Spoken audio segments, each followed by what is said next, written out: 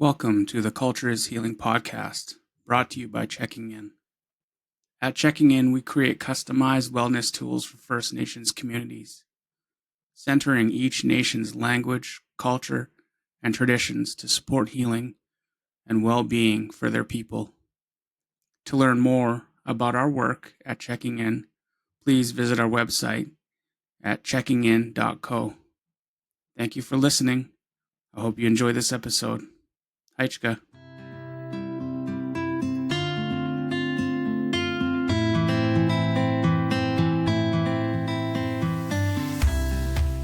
Squel, Ichuel, Anthapa Hokoletza, Staminas, Halalt, Cowichan, Liaxin. Hello, everyone. My traditional name is Hokoletza. My English name is George Harris Jr., and I'm calling today from my home here in Staminas. This is the community that my father is from. This is the community that my mother married into. And this is the community that my siblings and I were raised in. I belong to George Harris Sr. and my late mother, Sylvia Harris. My grandparents from my father's side of my family are the late Lawrence and Irene Harris. My grandparents from my mother's side of my family are the late Bernard and Nora George. And my familial connections to Halalt come from my mother, Sylvia, and my grandmother, Nora. And my connections to Cowichan come from my grandfather, Bernard. Through both sides of my family, I have familial connections to Liaxin. The name Hokulitza, that's a name that's been passed down throughout my family from generation to generation. And my father carries that name.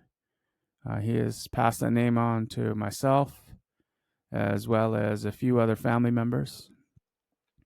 Yeah, thank you all so much for tuning in. Once again, my name is Hokulitza, and I am the host of the Culture is Healing podcast. Today, I have the honor of hosting my brother-in-law, Cal, on the podcast here today. And I'd like to open the floor for Cal to introduce himself to all. Haichka. Ait squel, siamna siaya, siamna shwalakwa. Anta Swustus. My name is Cal Swustus Jr., born and raised in Cowichan. My parents are Thanaqualtanot, Dora Swustus ni Modest. My father's Swustus, Cal Swustus Sr. My mother's parents are Siameth, that's Dora or Dorothy Modest ni Billy, and her father was Squashaluk George Modest Sr. My father's parents was Swustus Gilbert Jimmy, then he ended up changing his last name to Lewis down the road. And my grandmother was Evelyn Wilson. I have connections to Cowichan, Malahat, Penellicut, Seashell, Catesy, and Kwantlen. That's me, Cal Swustus Jr. Haichka for having me here. Haichka, Cal.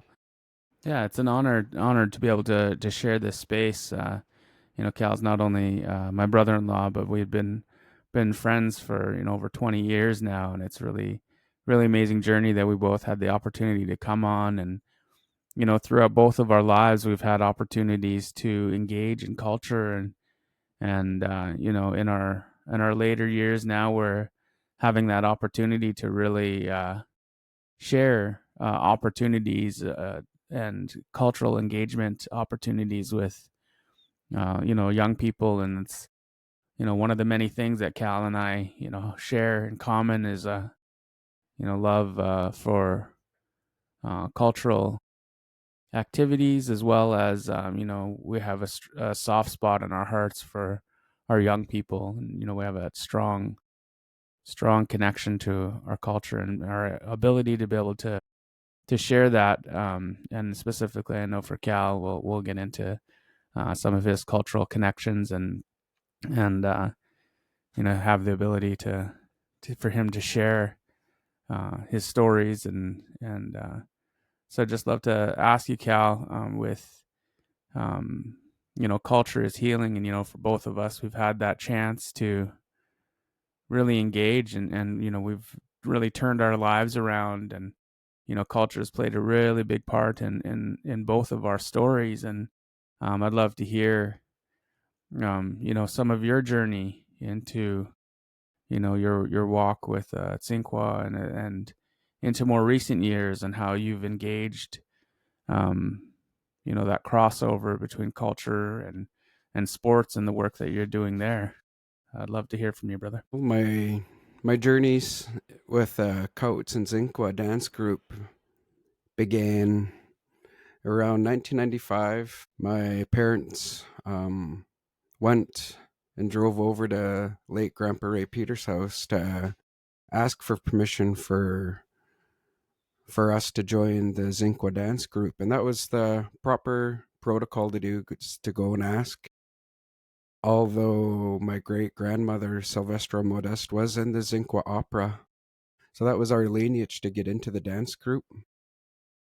So I was 10 years old when I first started dancing, and it's a lifelong learning journey, because a lot of those songs in the dance group, it tells the story of the Cowichan people, and a lot of those songs that we still sing to this day are actually family owned songs. So we always make the acknowledgement to the opera families and learn the history, the words, even to learn how they sang it back in the opera, because it was, some of the songs were updated just a little bit for us to be able to dance to.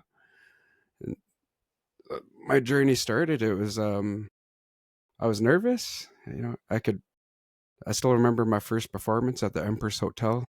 A lot of people were there, and I kind of remember thinking to myself, I don't know if I can keep doing this, and because I was just a young individual. But throughout all these years, it's brought me to places. It's guided me in life.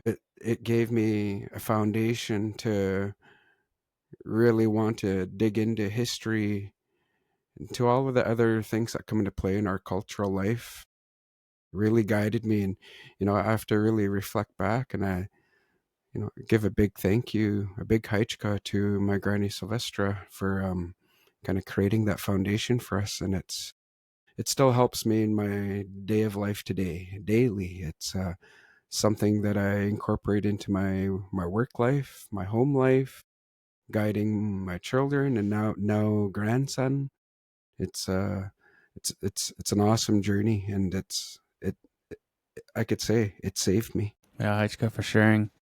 And I'd love to hear too, some of the, cultural activities that we partake in on a regular basis, and how you've incorporated that into some of the wellness journey for yourself, and as well, your daughter, around after she partakes in some sports activities, and we kind of see some of those activities in modern sports now for sports science, where people are utilizing some of our cultural practice in the wellness part of the aftercare after sports and stuff, and love to hear some of the journey that you've gone on, and some of the more recent awards and accolades that you've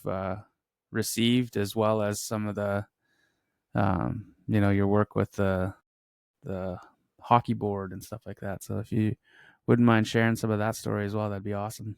Haichka. Yeah, so our youngest daughter Malia plays ice hockey, and some of the things that she's walked alongside of us, well, all three of our daughters have, of course, but Malia really enjoys that time in the water. Hockey season's in the winter, and she still enjoys the cold water. And our elders have always said we have our own medicines here to help us and guide us. And it's some of the most powerful medicine, and it's right here. And why not utilize it? So we do. And culture, one of the only places I got to travel to was to Winnipeg. I was back in 2008, right after the Indigenous Games that was held in Cowichan. And that was a experience to remember for a lifetime. It was my kid brother came, one of my best friends, Andrew Peter, and one of our late best friends, Keith Seymour.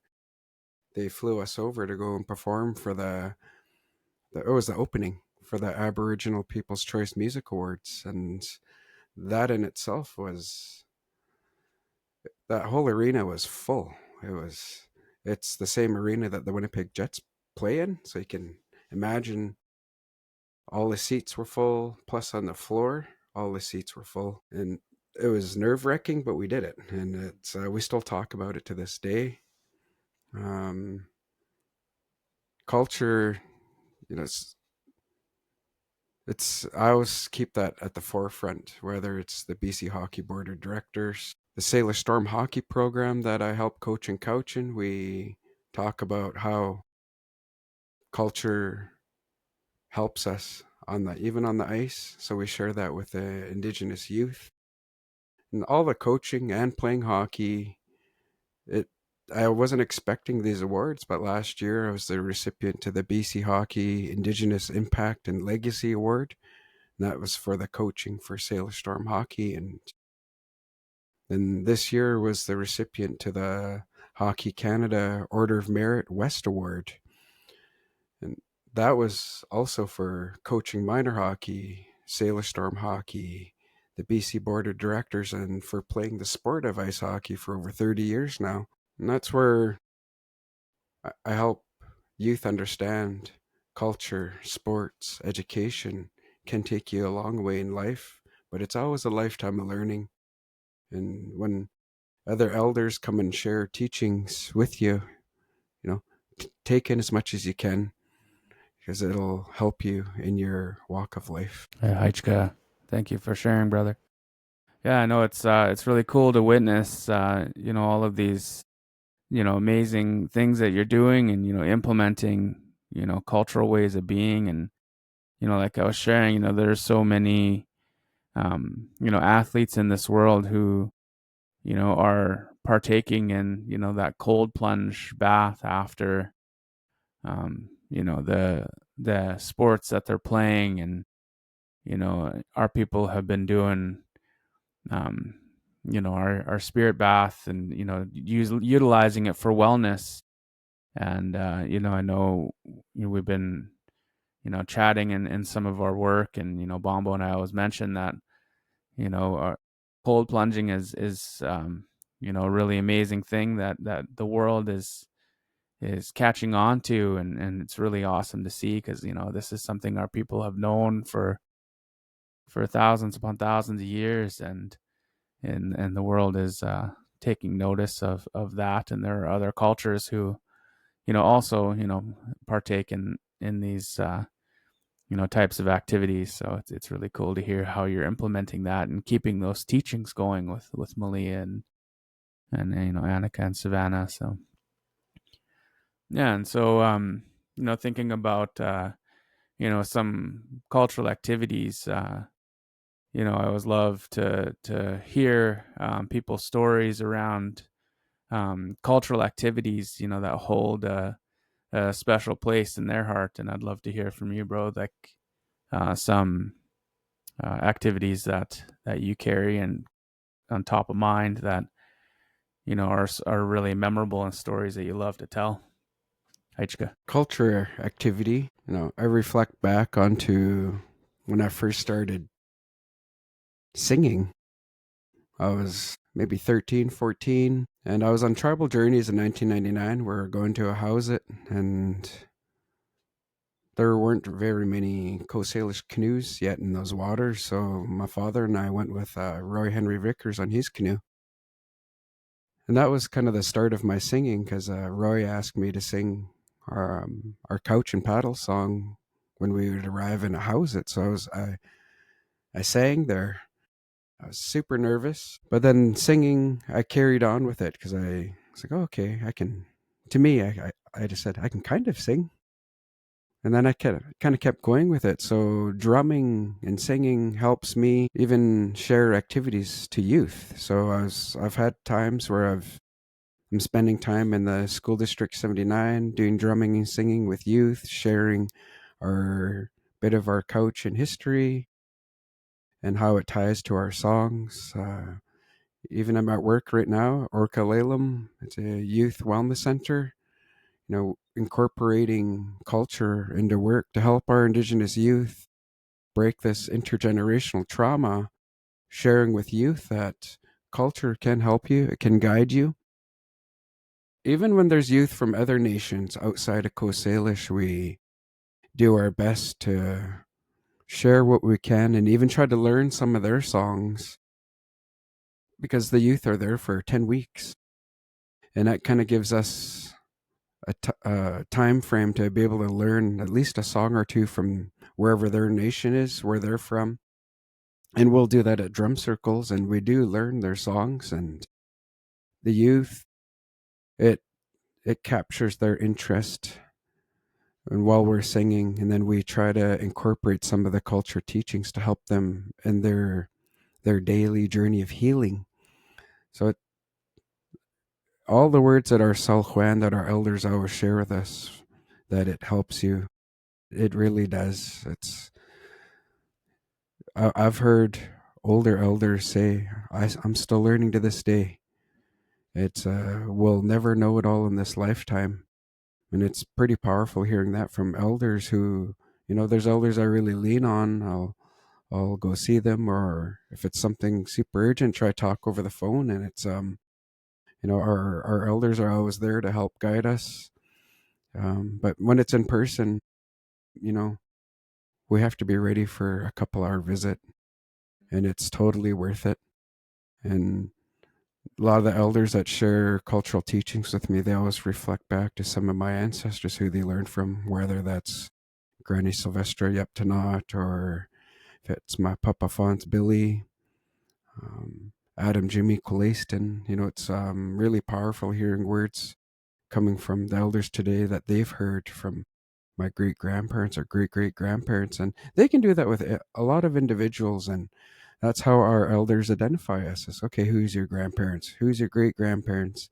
Then they can share words that they've heard from your elders in your lineage. So I'm always grateful for Sal Juan, that share, because it's every word is true. Like, it's not for us to keep. And I never pictured myself at this age to be sharing culture, to be sharing teachings, to be sharing history.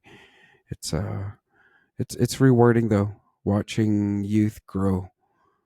It's amazing. Hi, bro. Yeah, it's awesome. I love the opportunity, in more recent times for myself, having the opportunity to sing and to drum. I know one of the ones that stick kind of close to my heart is attending an event for my mom's side of my family for my Uncle Tom, and him and Auntie Lane got married, and my father had it in his heart that he wanted to sing the honor celebration song, and so he let us all know, all his kids and grandkids, and we got to honor Uncle Tom and Auntie Elaine with honor celebration, and that meant the world to me, because he holds a really significant place in my life, and to be able to honor him with our traditional ways of being, sharing a song, that meant a lot to me, and also in recent times, thinking of sharing cultural activities. There are very few and far between times where settlers have the opportunity to see some of our traditional ways. And one of the more significant times in recent times that come to mind was for Annika's grad.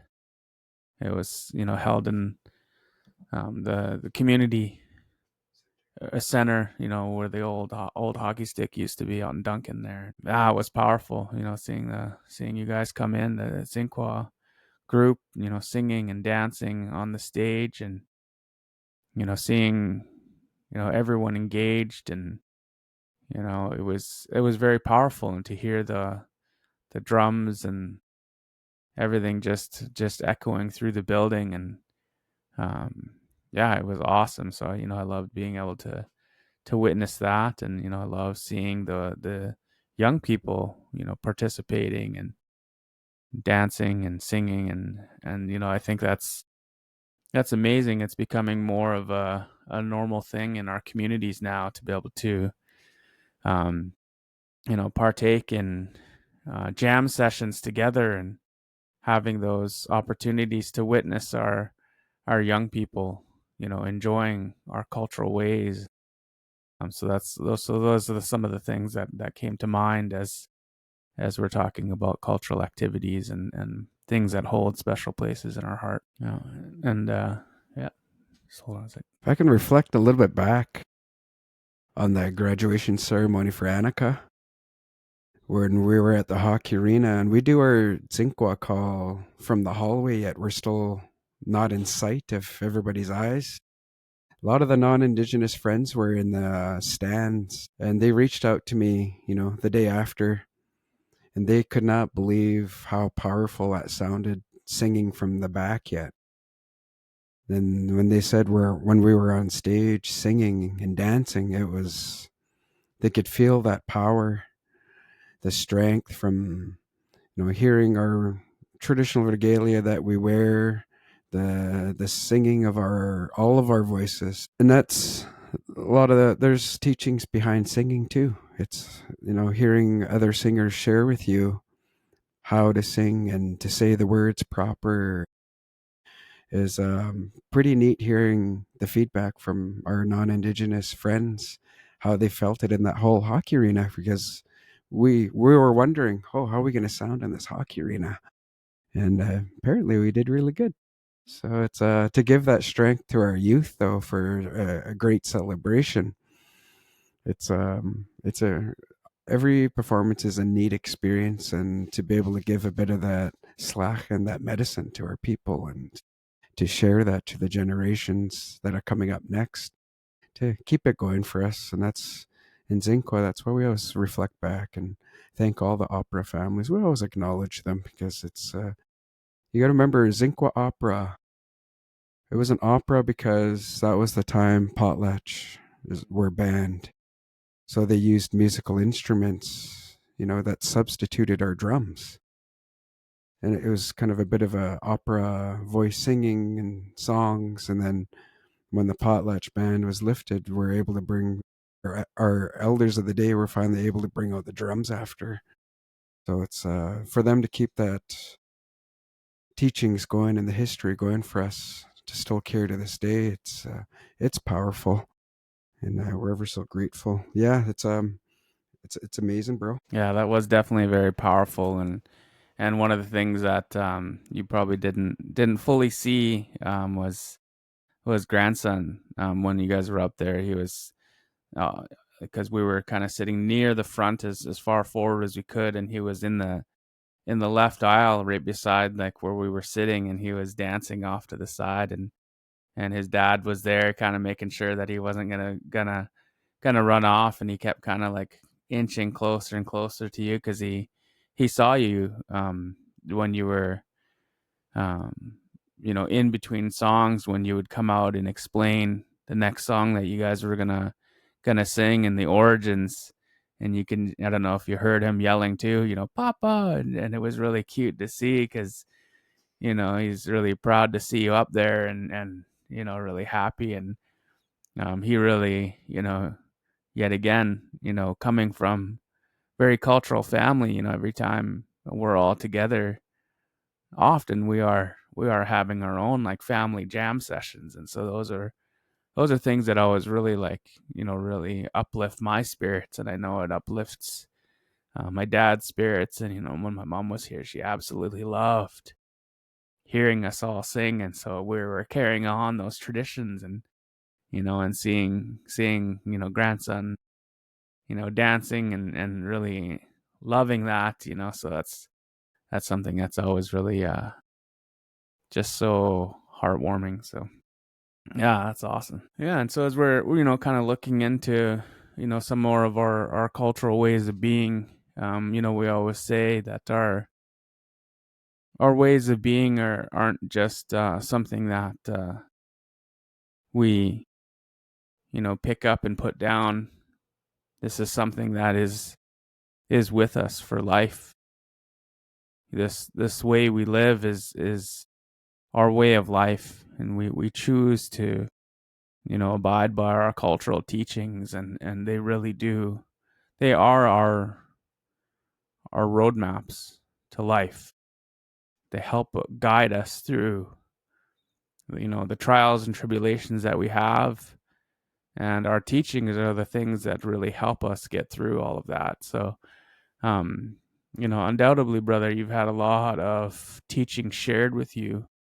I'd love for you to be able to share, some of the ones that you really carry close to your heart that really help guide you through your day-to-day life.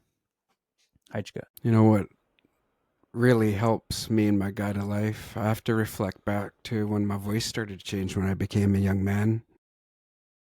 There were protocols I had to follow, and I got to hear the teachings from both my mother and my father's side.